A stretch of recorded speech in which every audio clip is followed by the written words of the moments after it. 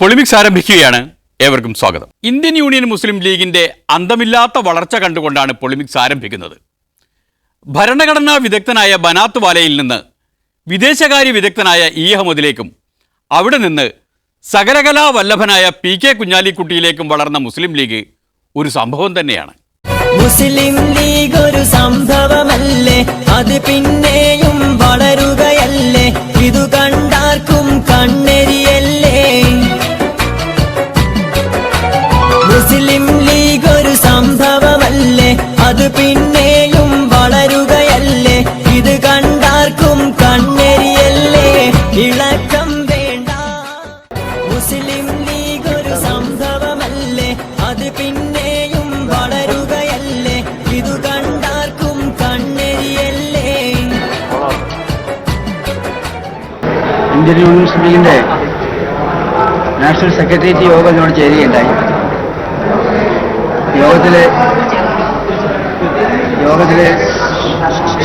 National president ബഹുമാനപ്പെട്ട ഖാദറുദ്ദീൻ സാഹിബ് അധ്യക്ഷനായിരുന്നു.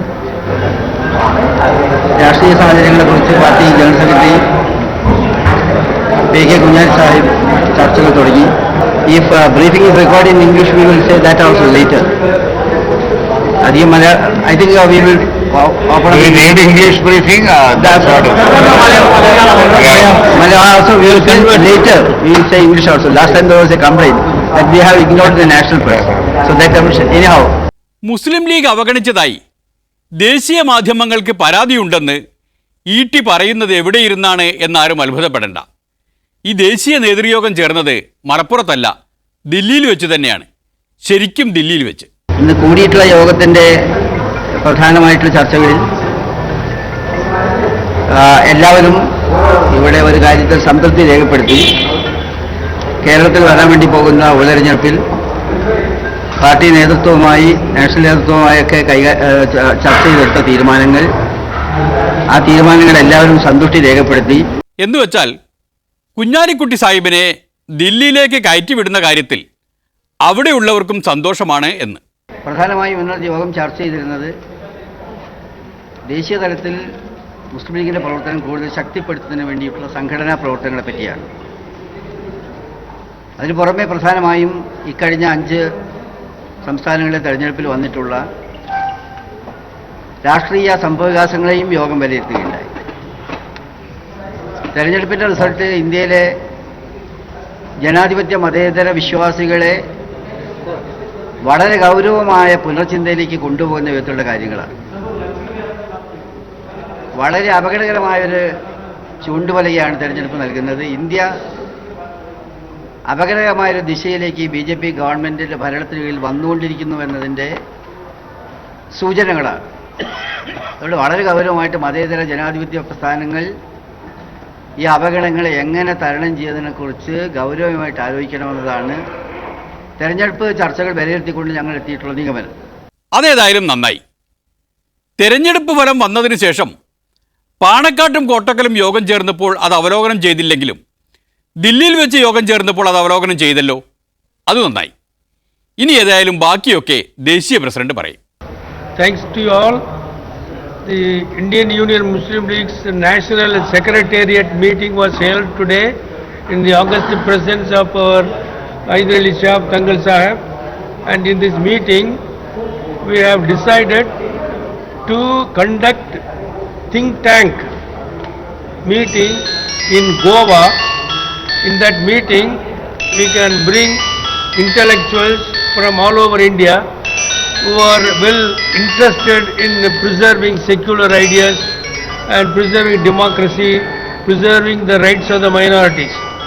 And the Goa meeting will decide what kind of chart of demands we can present to the government of India. With that idea we are planning to have the think tank meeting in Goa. സംഗതിയൊക്കെ ശരി, അത് വേണ്ടതുമാണ്. ഒരു think ടാങ്കിൻ്റെ കുറവ് മാത്രമേ ഇപ്പോൾ മുസ്ലിം ലീഗിനുള്ളൂ. അത് പക്ഷേ ഗോവയിൽ വെച്ച് വേണ്ട എന്നാണ് പൊളിമിക്സിൻ്റെ അഭിപ്രായം. ഗോവ അതിനു പറ്റിയ സ്ഥലമല്ല. ഗോവയിൽ വെച്ച് അവസാനം തിങ്ക് ടാങ്ക് നടത്തിയത് തെഹൽക്കയാണ്. അതോടുകൂടി അതിൻ്റെ പത്രാധിപർ ജയിലിലുമായി. അതിൻ്റെ കാരണമൊക്കെ എല്ലാവർക്കും അറിയാമല്ലോ. ഏതായാലും ഗോവയിൽ അത് വേണ്ട എന്നാണ് പൊളിമിക്സിന് പറയാനുള്ളത്. സംഘാടനത്തിലെ ചെറിയൊരു പിഴവ് മതി എല്ലാം ടാങ്കിലാകാൻ. സൂക്ഷിച്ചാൽ ദുഃഖിക്കണ്ട. Secondly, in order to expand the activities of Indian Union Muslim League throughout the Indian states, we have decided to conduct workshops, training camps for Muslim League workers in all the capital cities of the states. That also will be start from next month onwards. അതും നല്ലതാണ്. എല്ലാ സംസ്ഥാനങ്ങളുടെയും തലസ്ഥാന സിറ്റികളിൽ നേതൃപരിശീലന ക്യാമ്പുകൾ എന്നുവെച്ചാൽ എല്ലാ സംസ്ഥാനങ്ങളിലും ലീഗിന് നേതൃത്വമുണ്ട്. പരിശീലനത്തിൻ്റെ കുറവേയുള്ളൂ. അത് ഇതോടുകൂടി ശരിയാക്കാം. And thirdly, we are planning to have an office in Delhi, and we are planning to have an office in Delhi. With that idea, we are searching for suitable place in the city. Shortly, we can open that office, inshallah, in the Delhi city. അത് അന്വേഷിച്ചേറെയൊന്നും ബുദ്ധിമുട്ടണമെന്നില്ല. കാന്തപുരം ഉസ്താദിനോട് ചോദിച്ചാൽ മതി. മൂപ്പർക്ക് ദില്ലിയിൽ ഇഷ്ടം പോലെ സ്ഥലമുണ്ട്. And as all of you know, in Muzaffarnagar, after the communal rights, our party has undertaken construction of the houses for the dilapidated people, the people who have been become refugees, and more than 1 crore and 50 lakhs of rupees have been spent, and houses have been completed. By in the middle of May, inshallah, we are opening that Baitur Rahma houses for the people who have been affected in that during that communal rights time. ഏപ്രിലാണ് തെരഞ്ഞെടുപ്പ്. അത് കഴിഞ്ഞിട്ടാണ് മുസഫർ നഗറിൽ വീട് കൊടുക്കുന്നത്. ഇനി തെരഞ്ഞെടുപ്പ് ചട്ടത്തിൻ്റെ ലംഘനമാണ് എന്നൊന്നും പറഞ്ഞ് ആരും വരണ്ട.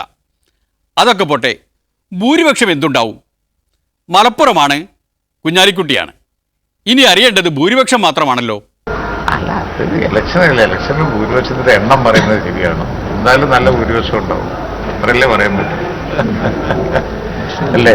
തെരഞ്ഞെടുപ്പല്ലേ, തെരഞ്ഞെടുപ്പിൽ ഭൂരിപക്ഷത്തിൻ്റെ എണ്ണം പറയുന്ന ഒരു പതിവില്ലല്ലോ. അത് പിന്നെ പക്ഷേ നല്ല ഭൂരിപക്ഷം ഉണ്ടാവും. താങ്കൾ പൂർണ്ണമായും ദേശീയ തലത്തിലേക്ക് വരികയാണോ? സംസ്ഥാന സംഘടനാ സംവിധാനങ്ങൾ ഇന്നലെ പാർട്ടി പ്രസിഡന്റ് അത് സംബന്ധിച്ച് Kerala also part of അല്ല, പാർട്ടി പ്രസിഡന്റ് ഇരിക്കുമ്പോൾ അതിന് മറുപടി ഞാൻ പറയുന്നത് ശരിയാണ്. സാഹിബ് ദേശീയ തലത്തിൽ വരുന്ന അതോടൊപ്പം കേരളത്തിൽ നമ്മുടെ UDF-നോടൊപ്പം ഉണ്ടായിരിക്കും. ദില്ലിയിൽ ഓഫീസ് എടുക്കുന്നുണ്ട് എന്ന് വെച്ച് കുഞ്ഞാപ്പ അവിടെ താമസിക്കാനൊന്നും പോകുന്നില്ല. മലപ്പുറത്തിരുന്നാലും മൂപ്പര് ഭാരതം നയിക്കും. അങ്ങനെയുള്ള വ്യാഖ്യാനങ്ങളൊന്നും കൊടുക്കണ്ട. See, Kunjalikutti Saw was the Singakutti of Kerala so far. We are trying to make him the Singakutti of Bharat. പണ്ടൊക്കെ പഴയ തലമുറയിലെ നേതാക്കളുടെ കാലത്ത് CH-നെയൊക്കെ വിളിച്ചിരുന്നത് ഷേറെ മലബാർ, ഷേറെ മില്ലത്ത് എന്നൊക്കെയായിരുന്നു. ഖാദർ മൊയ്തീൻ സാഹിബ് അതൊന്ന് മലയാളത്തിലാക്കി എന്ന് മാത്രം. സിംഗക്കുട്ടി അത്രേ ഉള്ളൂ. ഞങ്ങളെല്ലാം ബഷീറും എക്സ്പ്ലെയിൻ ചെയ്തു. ഒരു ഔട്ട്ലൈൻ ആദ്യം ബഷീർ തന്നു. ഇമ്പോർട്ടൻറ്റ് ഡിസിഷൻസ് ഖാദർ മൊയ്തീൻ സാഹിബും പറഞ്ഞു. MSF-ന്റെ ധർണ നടക്കണം. ആ ധർണ നടക്കണ്ട. അതുകൊണ്ട് ഞങ്ങൾ കുറച്ച് സാഹിബിന്റെ പിന്നെ മരണത്തിലുണ്ടായ സംഭവവികാസങ്ങളെ സംബന്ധിച്ചാണ് ആ ധർണ. ഈ സ്ഥാനാർത്ഥി നിർണയ ചർച്ചകൾക്കിടയിൽ തുടക്കത്തിൽ തീരുമാനത്തിലെത്തുന്നതിന് മുമ്പ് പല പേരുകളും പറഞ്ഞു കേട്ടിരുന്നു. അതിൽ ഡോക്ടർ ഫൗസിയുടെ പേരൊക്കെ കേട്ടാണ്. അത്തരത്തിൽ പരിഗണിച്ചിരുന്നു. തീരുമാനം തങ്ങൾ പ്രഖ്യാപിച്ചിട്ട് ഇനിയിപ്പോൾ അതൊക്കെ ചർച്ച ചെയ്യേണ്ട വല്ല കാര്യമുണ്ടോ? ഇത് മതി നമുക്ക്. മുസ്ലിം ലീഗ് ഒരു സംഭവമല്ലേ, അത് പിന്നെയും വളരുകയല്ലേ, ഇത് കണ്ടാർക്കും കണ്ണെരിയല്ലേ, ഇളക്കം വേണ്ട. മതി. ഇനി ഇത് മതി നമുക്ക്. ഇതിലപ്പുറം ഒന്നും വേണ്ട.